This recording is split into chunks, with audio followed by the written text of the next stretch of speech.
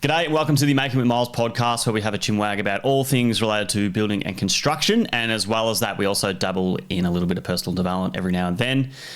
That being said, we've got two formats to the podcast. We have the shed. Again, this is where we talk about the building and construction side of it, and then the journey, which is more about being a better person. And I do that sort of stuff because we can all be better. It helps us live better lives, build better businesses, help improve the world, because it's pretty fucked at the moment, I must admit. So you just have to deal with it. It's sucked in.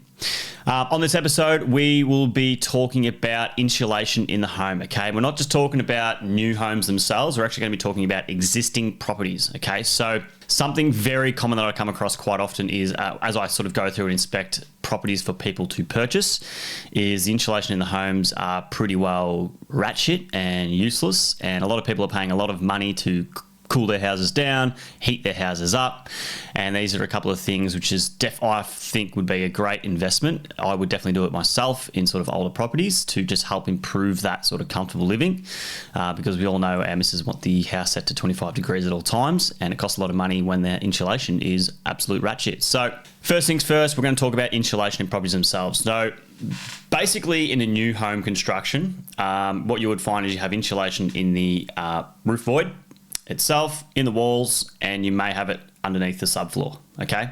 So the importance of insulation is more or less to help keep your house cool in the summer and warm in the winter, okay? You want to trap as much mechanical heating and cooling within the building envelope as best as practicable so it doesn't leach out and escape, and you want to retain it as long as possible, okay? So that's the basics of what the insulation actually does. Now, what usually happens in older properties, there might not be insulation in the walls themselves. You might have 2/5 of fuck all in the ceiling, and you'll probably have nothing in the subfloor, okay? Because while it wasn't super common practice to do those types of things, especially with very, very old properties, because it's just an expense people didn't want to pay, okay? So simply put, what you'll find, the things that cool down the house, okay, we're just going to talk about heating just specifically, okay? So heating and cooling goes the same way. We'll just talk about heating because when people think insulation, they think warm and cozy because it's nice, fluffy fiberglass bat that you get to cuddle, and we'll look at that sort of side of it. So the reasons why the house cools is because you've got obviously no insulation, you've got gaps, you've got air movement, okay? The air movement is sort of escaping the property itself, or the external air is getting into the property, okay? It's 2 degrees outside, your house is a crispy 25 because you're a freak of nature, and that cold air is coming in. You'll feel it through the windows, you'll feel it through the doors, and it's just a pain in the ass, okay? Now, what I find in these old properties, and I'll start more or less, I'll sort of break this down into this specific areas, okay? So the roof void itself, and the common things to consider about that is most of these old homes, it's all old blow-in insulation. What blow-in insulation is a mixture of just fluffy shit that gets blown into the ceiling space. That sort of cavity and that gap and the gaps in between all that sort of insulation is what creates that transfer of hot and cold. It goes through and it slows that process down. Now, over a long period of time, what happens is it settles and it settles and it settles and it just becomes like a bloody hard base, okay? This isn't insulation. It's doing something, but it's not doing really enough, okay? So the old blown insulation obviously settles over time. Roof cavities themselves, they sort of lack vents. They lack the ventilation. So this is much, you feel this much more when you get into a roof cavity space, especially in summer, where your house is nice and cool. Outside is quite hot. Inside the roof cavity is hotter than it is outside because you've got all these external cladding elements which heats up that space, and you just cook it, all right? You absolutely cook it. A way to sort of mitigate that is vents, okay? You have like these E-vents and like whirlybirds and things like that, which we'll sort of talk about. So the lack of vents is something that happens often. Penetrations in the roof void itself. So we're talking about your ceiling, exhaust fans, we're talking about range hoods, we're talking about light fittings, things like that. These are just simply holes in your ceiling that can allow the air in that room transition into the ceiling space with nothing in between to help sort of mitigate that risk or mitigate that process, okay? Another big one as well is skylights, all right? Skylights are just a big fucking tunnel that just let all the heat out, okay? Because the heat rises, so it's going to go into your kitchen, it's going to go up into the skylight, and it's going to sit as high as possible, and it's just going to escape, all right? So things like that is sort of what you need to consider. Other than that, some things that people don't actually really know or understand is that even obviously in new homes as well, the ceilings in the garages are not insulated, okay?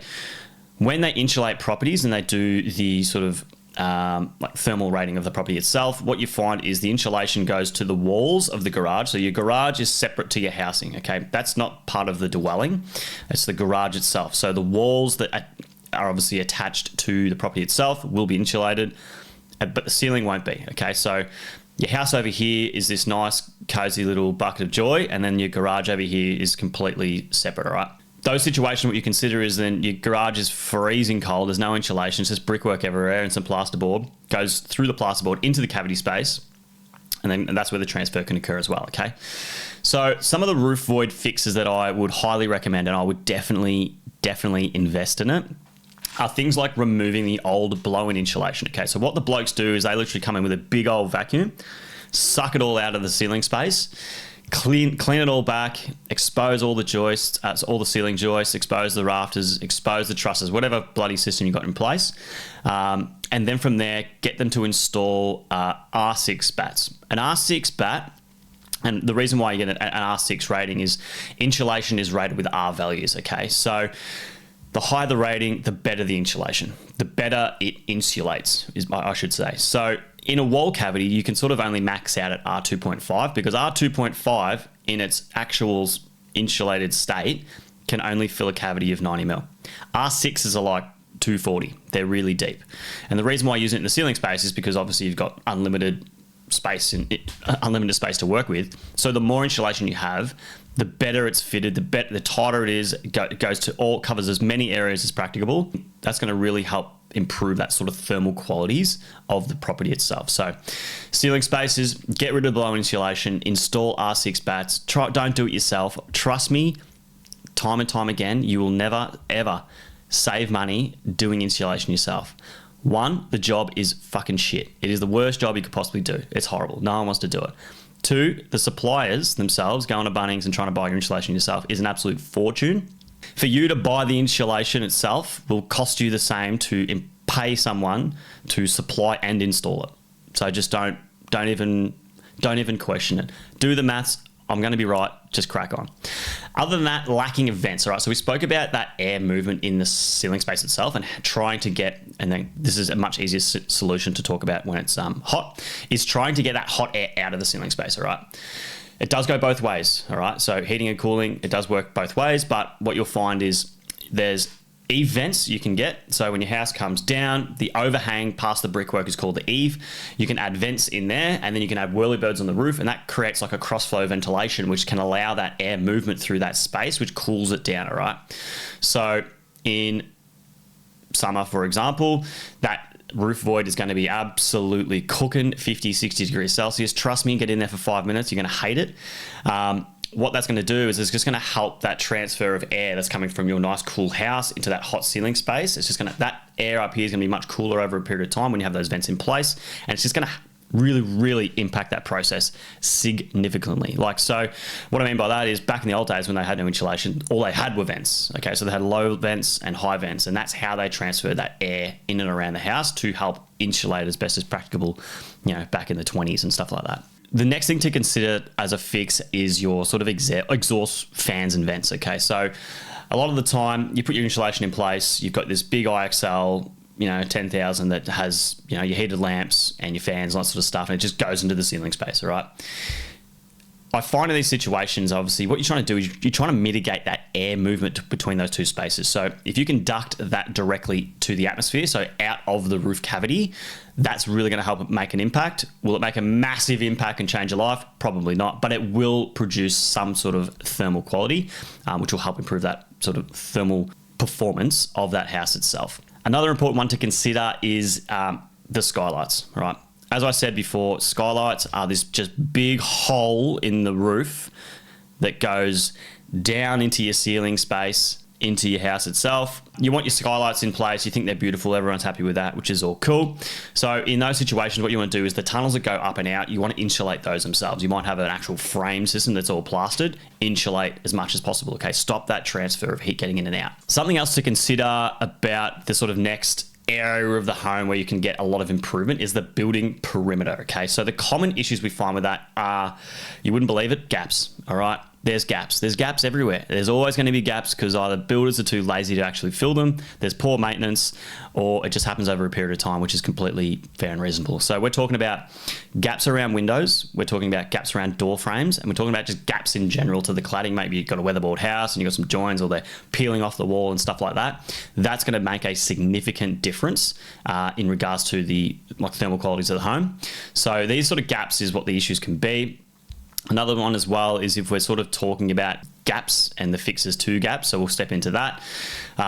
Just to note, weep holes on a brick veneer system, the weep holes are right down low level. Now these are there to help ventilate that space. They're a tiny little hole. The impact is bugger all. You do not want to seal these up. You do not want to cover them, because what their intent is to do is any sort of moisture buildup over a period of time because of that heat transfer, is the water is intended to go and then weep out those holes. Okay, so don't go ahead and seal up all the weep holes themselves because you think that's going to cause an issue. They're designed to go there, so don't get too carried away. But yeah, some fixes to consider in those situations about your building perimeter is door seals. Door seals are massive. You will notice, you'll stand at your back at your laundry door, stand on your tiles, it'll be a cold day outside, and you'll feel the cold air getting pushed through and around the door, at your feet, all those types of things. So adding door seals around a door can make a significant change. Okay, other than that, we're looking at windows. Window installation depends on sort of the different types of like construction type. Just go out externally and look around the window frame if there's any little gaps and bits and pieces, and it can just be like 2 mil, could be bits, just tiny little things like that. You want to get some very good quality Sikaflex external sealant, UV bloody top-notch shit, which costs you probably $800 a tube, and you want to seal that as best as practicable. Okay, again, don't seal the like aluminium window frame. You will see little slots and stuff like that. That is for drainage. Just the cladding where it attaches to the frame itself. So across the sides, across the top, and there might be something underneath where it has like a little ledge, sits on a windowsill, gaps like that, all right? All the gaps you could possibly think. That's what you sort of want to seal up, okay? You want to mitigate that air sort of getting into that space because you've already got the weep holes down low level, which is going to help with that ventilation, but you want to stop any excessive sort of air going through and transferring through those spaces. Again, flip the script, go inside, and you will look inside as well, around all your architraves and stuff like that, especially with older homes, because the frames of bloody OB hardwood, they shrunk like 80%, and you have these gaps in and around these spaces. So you really want to make sure that's all sealed. That's just a no more gaps job. It's just about making sure that air doesn't transfer through that space. Another thing to consider as well is just maintenance of your cladding. Okay, so brickwork's a little bit different. You don't really maintain brickwork unless you have cracks, but that's another issue completely. But more things like weatherboards and stuff like that, which do deteriorate over a period of time. It's about ensuring that all those gaps are sealed and painted. Okay, so this is just a regular maintenance thing anyway, which to be honest, not a lot of people fucking do. But sealing up underneath the weatherboards, because they do shrink, they do move, making sure it's all painted, making sure that it's a bloody airtight system. That's going to make a significant change with the ventilation of that space and help that insulation qualities of that property itself. Another one as well is the subfloor. What's a subfloor? Well, the subfloor is below the property itself. So most sort of standard homes are built on a concrete slab. Nothing you can do about that. But with regards to homes that are built on stumps, or you're on a hill, bit of a slope, you've got a split level home, you can get access underneath the house itself and you can see the underside of the floor. It was never very common to have any sort of insulation in homes back in the day, 80s, 90s, anything like that, which is sort of the common homes people buying or existing properties. So what you'll find in the situation is an easy fix. You can engage someone to come in and provide some sort of performance solution that can be put in place to help provide better insulation underneath the house itself. So it might look like you'll have the joists, there might be some bats that go between. What we use now is these like sort of like expanding foam. It's like a high density foam which goes in place, or there's like a matting system as well. It's like a silver little mat. Again, you want to mitigate that air movement through that space. So the mat does work really, really well. It usually goes to the underside of the joists, and it just you can either lay it out and pin it underneath, or it creates just between the joists like a little cavity, all right, little air pocket, all right? So that is a very, very big one. Now, things to consider about subfloors. Subfloors do need to ventilate. So again, when you're going around the outside of the house, you'll notice with subfloor systems, you have these like big vents. they are there and they are necessary, and you do not cover them up. That is very critical. That's called cross-flow ventilation. The cross-flow ventilation is similar to what would occur in the roof cavity if you had the vents in space in the space, and it's to help transfer that air around so you don't have any stale air. Doesn't produce mold. It helps regulate that sort of that space itself. But yeah, the subfloor fix is an easy one. So if you do have an existing property and you're freezing your ass off, all right, now these are some simple steps that you can do. Get in your roof space, see what's going on. You might even have insulation there already and it's actually kind of half decent. There's a few spots which is a bit shitty and you just want to push a few little pockets, grab a bag yourself and just tidy it up and make it a little bit better. And then you might go outside and you might have a couple of gaps or just some door seals. Like, these are all things a standard competent person can do.